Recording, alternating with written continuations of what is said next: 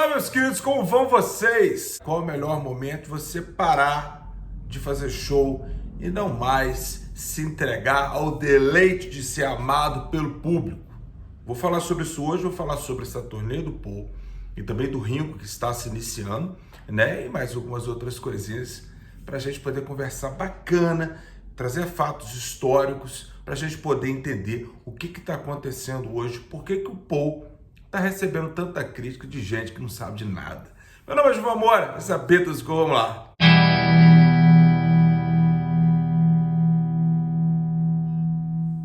Meus queridos, o que foi que aconteceu? Antes de acontecer qualquer coisinha, eu gostaria de agradecer o meu amigo Mateusito de BH. O Mateus sempre me presenteia com diversos livros da coleção dele, né? Ele me presenteou com esse livro que conta a história de todas as músicas que o John Lennon fez em sua carreira solo. Um livro delicioso, agradeço demais. E ele trouxe também para mim um livro que sinceramente vai ser base para muita coisa aqui na Beatles School, que é um livro especificamente sobre os Beatles e Hamburgo.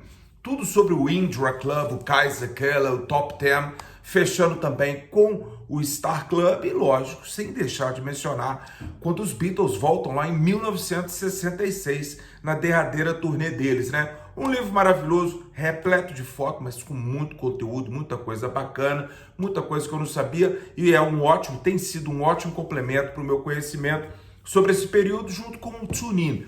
Por falar em Tune-In, muita gente está me perguntando, Gilvan, como é que tá aí o Tune-In? Meus queridos, estamos quase acabando, né? Os tradutores já praticamente finalizaram. Eu me lembro que ontem eu estava trabalhando, aliás, semana passada eu terminei o ano de 1959 e agora a gente embocou ali para 1960, muita coisa acontecendo, né? Interessante que o ano de 1959 foi um ano que os Beatles praticamente, Beatles não, que na época ainda chamava Quarrymen, né? Foi um momento onde que eles quase realmente pararam e quase que a história desanda. Mas isso tudo vai estar no Tune-In, vai estar tudo explicado. Mas eu sempre vou tentar trazer uns vídeos para vocês aqui dessa época pré-Beatles, pré-sucesso, que é deliciosa. Não deixando também de agradecer a editora Belas Letras, que vai trazer o Tune-In. Eles me presentearam com o Tune-In do Keith Moon. Olha o tamanho deste livro. O livro do Keith Moon, todo mundo sabe, eu não nego para ninguém.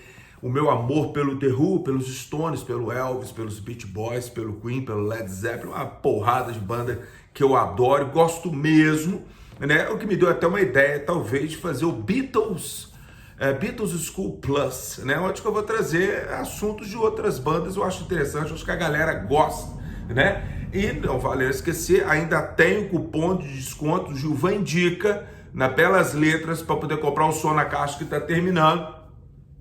Chegou para mim já o livro dos Ramones, eu dormi com Joey Ramone, mas não é nada que você está imaginando, não. Eu achei legal o nome, mas eu não vou dar spoiler não, mas é um livraço delicioso de ler. Meus queridos, vamos lá. Ontem eu fui, coincidentemente, eu fui no show de despedida, da turnê de despedida do Skank aqui em Ouro Preto. E primeiro que eu fiquei, assim, embasbacado com o Samuel Rosa, ele é um frontman dos melhores. Parece que é um amigo que tá no palco falando, o cara é fenomenal, talvez por causa do sotaque, eu também sei de Minas, né? É fenomenal show, né? Uma coisa, fora a música que é maravilhosa do Skank, né? E estava também um clima, uma atmosfera bacana, tá frio aqui em Ouro Preto, o pessoal tava lá tomando a cervejinha, curtindo o show, não teve nenhuma briga, aquela coisa gostosa, como assim tem que ser. Me lembrou muito do show dos Stones, do Paul McCartney, do Ringo, que a gente vai, não tem briga em volta, o pessoal tá em paz, tá todo mundo tranquilo, querendo curtir o show, né? E também uma coisa, como eu disse, uma coisa à parte, é ficar vendo o desfile de guitarras, né? O Samuel Rosa toca com uma Rickenbacker igual do George, né, cara? E também ele troca uma Gretchen vermelha, linda, lembra muito essa Gretchen do Jet do George Harrison, que era um pouco maior, pelo menos a impressão que eu tive vendo ali do público, né? E o Léo Zanetti, pelo amor de Deus, cara, cada contrabaixo, que coisa mais linda. A grande parte do show ele faz com Rickenbacker, igual o do Paul toca em Hello Goodbye, depois nos Wings, né? Maravilhoso, tudo mais. Mas isso me fez pensar, me entristeceu de você ver uma banda de rapazes, que ainda para mim são rapazes, parando, né? Porque muita gente pode discutir aqui, Gilvan, pô, mas todo mundo chega uma hora que para, né? O Oasis parou, né?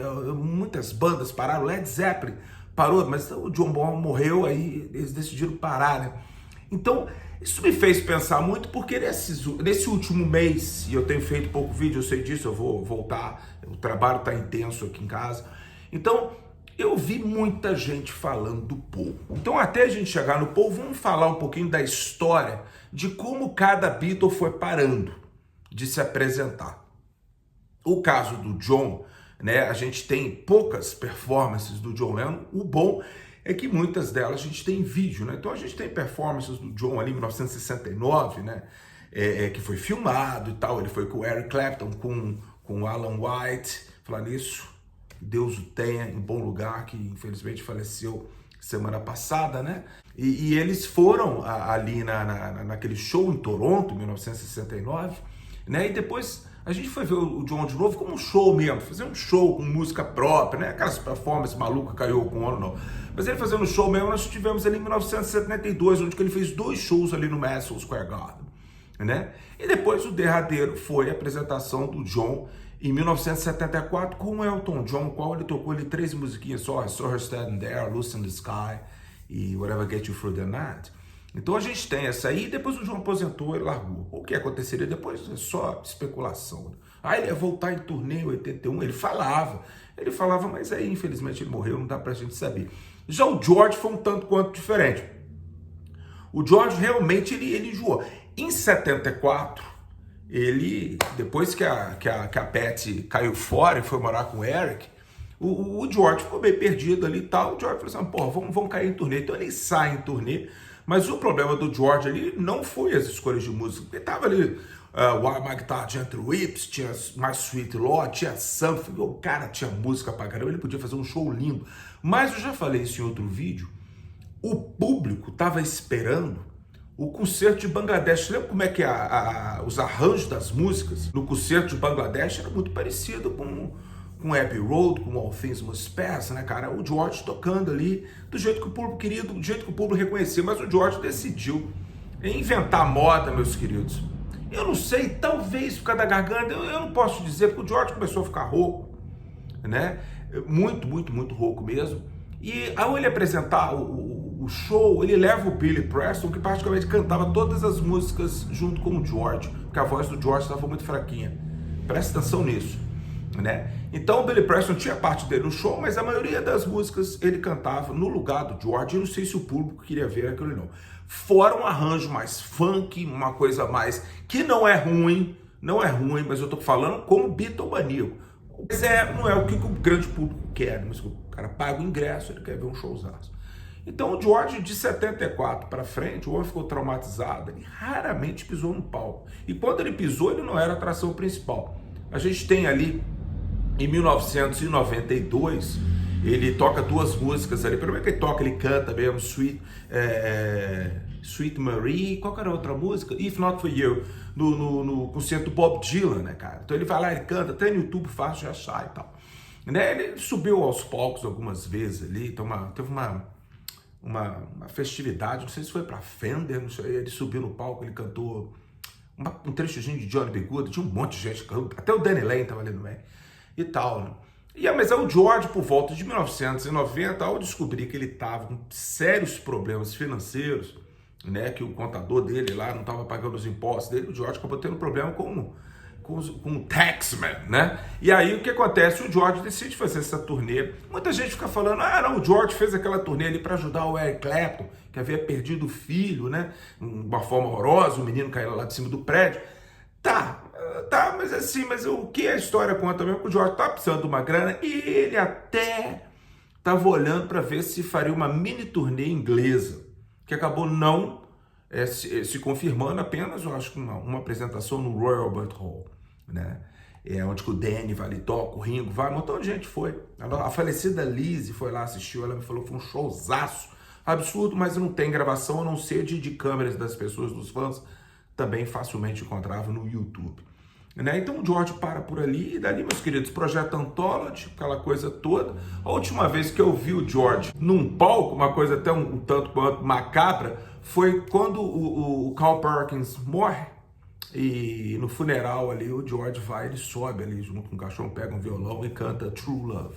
Já o Ringo, O Ringo, ele fez o concerto de Bangladesh, ele toca ali, depois ele tocou junto com a The Band, né? E aí, raramente, a gente viu o George e o Ringo se apresentar junto com o Carl Perkins ali num projeto da HBO, que era um show do Carl Perkins, mas em estádio, aquele show, turnê, tô falando de turnê, tá, meus queridos? Showzão mesmo. O Ringo não fez mais nada na vida, não. Apareceu aqui, ali e tal, ele apareceu, tá, um dia desse apareceu uma foto. A gente já sabia que o Ringo foi a alguns shows dos Wings, mas nunca tocou. Ele subia no palco no final, dava tchau para todo mundo, né? O pessoal via 2 Beatles no palco, mas o Ringo não tocava, né? O Paul tinha lá o Joe English segurando as baquetas lá atrás e tal. Então o que acontece? O Ringo, quando vai chegando no final da década de 80 e ele decide se desintoxicar do álcool, né?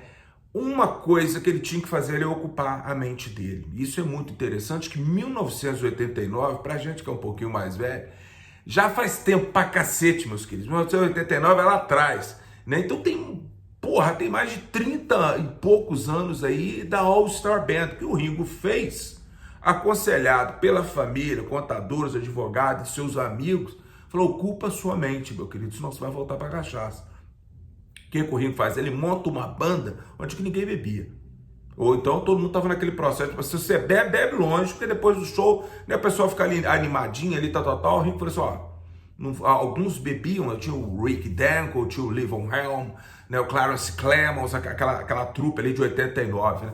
Então o Ringo foi procurando cada vez mais trazer pessoas que estavam assim, se afastando das drogas e do álcool.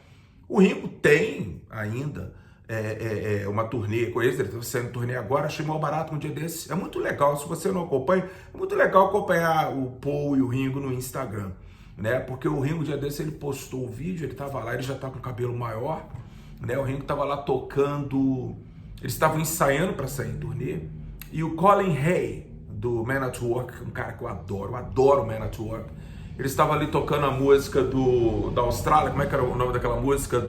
Down Under, né? E aí o Ringo, acho que alguém brinca ali, pô, a gente tem que ensaiar as músicas do Colin Hay, né? O Colin Hay tá tocando ali, eu achei muito legal.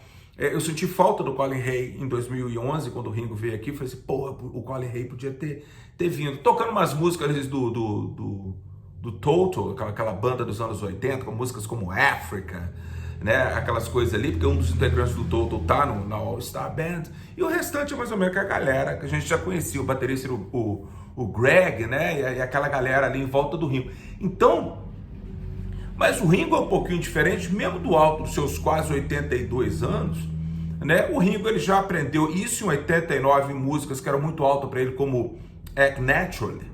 Ele deu uma baixada na bola, todo mundo sabe disso, né?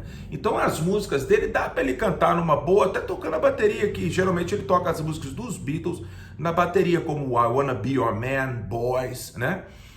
Honey Don't, tudo mais. O Ringo não entra muito, que é uma coisa que eu tenho um pouco de raiva. Eu falei, pô, custava tocar Octopus Garden e Don't Pass Me By. Eu achava que seria legal, né? Mas ele se prende ali a Photograph, Duncan Camise, Back of Boogaloo e por aí fica, né, cara?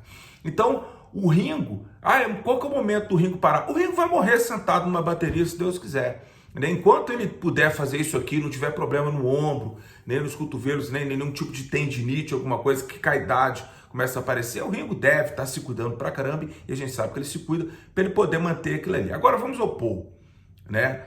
O que eu vou dizer do Paul? Eu vi vídeos de vários amigos meus que são youtubers e tal, e o pessoal falando que a voz do Paul tava falhando, que não sei o que. Eu me lembro, eu sou um pouco mais velho que a maioria da garotada que assiste aqui Beatles School, eu me lembro que muita gente em 89 criticava o Paul.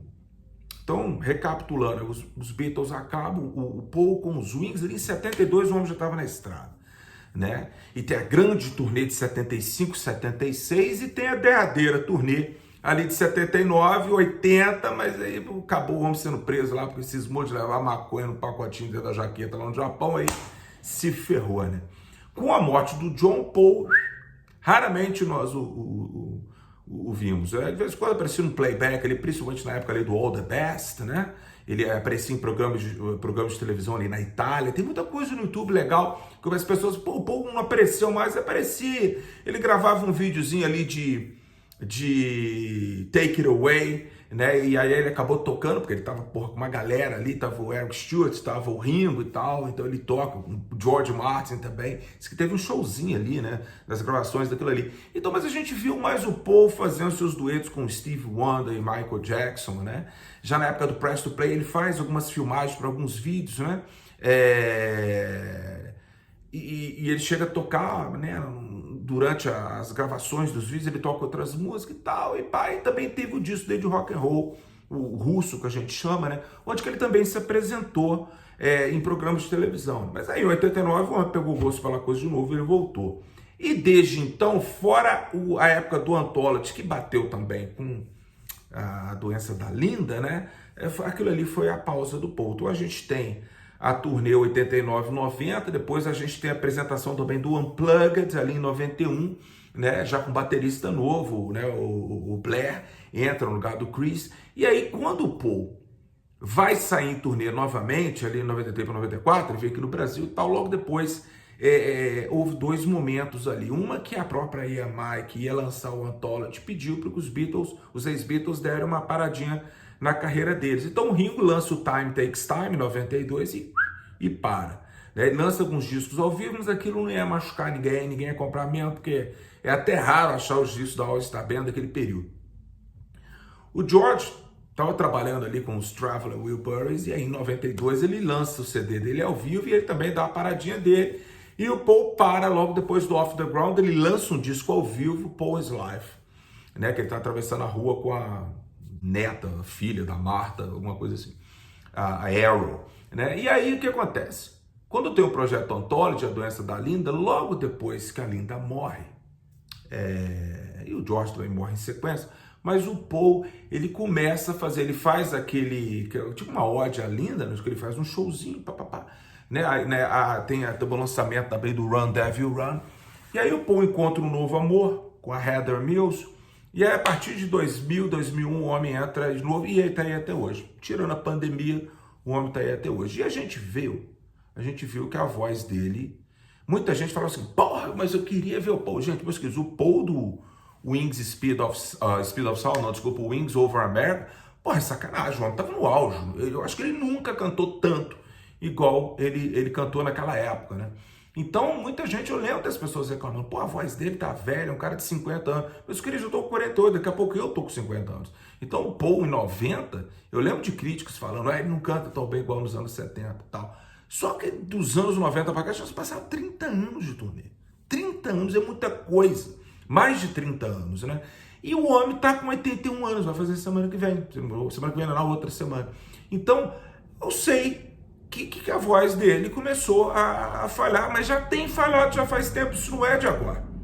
Eu me lembro em alguns shows ali por volta de 2010, 11, né? Mas quando a gente viu o Paul, 2015, sei lá, 16, a gente já viu o Paul várias vezes aí durante essa última década, e eu vi que ele falei, velho, se fosse ele, não cantava mais essa música, porque essa música não dá mais pra ele, não. O homem querer cantar Maybe I'm Amazed, né? De vez em quando, até Let It Be, com uma música, né, que não precisa fazer um esforço tão grande assim, você vê que falha, né? Mas o homem ainda quer tocar lá High e Jet, por exemplo, Can't Buy Me Love, mas se você prestar atenção, o Abe Laboriel Jr., o baterista dele, ele tá sempre cantando junto com o Paul. Você tem o Rusty e o Brian do lado dele, ainda tem o Weeks lá atrás, né? Todo mundo cantando, ó, que tem que cantar, papapá, fazendo a parte do John e do George e tal, da época do Wings. Mas quando o Paul tá cantando músicas, por exemplo, que ele abre o show com uma Hard Day's Night, você pode ver que o microfone tá aqui, ó, na boca do Abe, ele tá cantando junto com o Paul. Mas dá pra notar que tá falhando demais.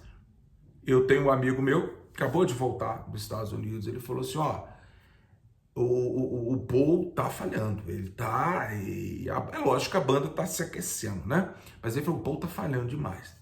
E uma outra amiga minha, não vou citar o nome, que ela é jornalista, ela falou, senhor Gilvan, os 2 shows que eu fui em Seattle, e agora esses últimos shows de agora, tá dando para notar que ele tá muito cansado. Aí você pode até pensar assim, ele tá cansado por causa da idade. Ah, tudo bem, mas a gente, é a primeira vez que eu ouço as pessoas falando o seguinte, ele tá visivelmente cansado. E isso é ruim, porque a tendência agora, meus queridos, é ele parar. Eu sei, aquilo ali é vida para ele. Aquilo ali é vida para ele. Então, qual que é o momento de parar? Eu, sinceramente, eu não sei. Eu não sei o momento de parar, porque ao você ver shows, por exemplo, do Brian Wilson, ele fica velhinho, gordinho, sentadinho ali no teclado dele, ele quase não canta, quase não toca nada. Eu até acho que aquele teclado dele está desligado. E aí fica a banda dele e tal. Então eles tiram o sustento do Brian daquilo ali. Velho, senta aí, não precisa fazer nada, deixa o povo te ver. Minha questão para você é a seguinte: ainda é legal ver um show do Paul? Eu acho que é. Eu acho que é. Ah, mas ele tá falhando, que não sei o quê. Entenda se você tá vendo um senhor de 80 anos ali em cima. Então você tem que partir desse pressuposto. Você está vendo um senhor de 80 anos que ama o que ele está fazendo e ele está lhe dando o máximo de si. Ah, o máximo dele não é tão bom assim. Pô, então não compra o ingresso, meu irmão. Não vai. Entendeu? Ficar criticando um senhor de 80 anos que está fazendo o que ele gosta, a crítica se vale o seguinte: você comprou seu ingresso, foi, não gostou, você pode reclamar. Você pode falar o que você quiser. Mas agora ficar reclamando, sendo que você também não vai, isso não está mudando nada. Então, a minha concepção é o seguinte: eu pagaria para ver o Paul mais uma vez, talvez a derradeira, né? Eu pagaria, eu gostaria de ver. Ah, tá falhando, foda-se, tô nem aí, eu quero escutar, eu quero estar naquele ambiente, porque o ambiente de um show do Paul McCartney é um dos ambientes mais gostosos que eu já tive em toda a minha vida. E olha que eu já fui em vários. Um ambiente bacana, as pessoas estão ali porque elas também têm um amor pelo Paul. Lógico que tem sempre um riquinho ali que não tem a menor ideia das músicas que estão tocando, porque ele ganhou ingresso ou tem grana para comprar ali uma pista Prime, né?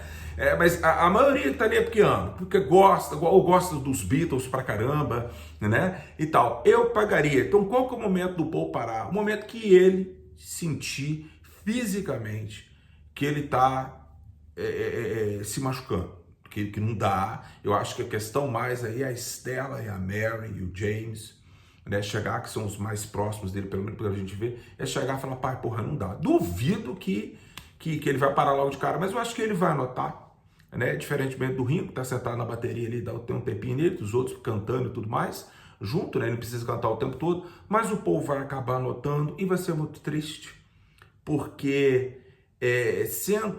tendo o fim do nosso ídolo, fazendo o que a gente quer, que é ver ele cantando e tal, isso cria uma percepção da vida muito doida, né? Porque você vê que todos nós estamos envelhecendo e tudo mais.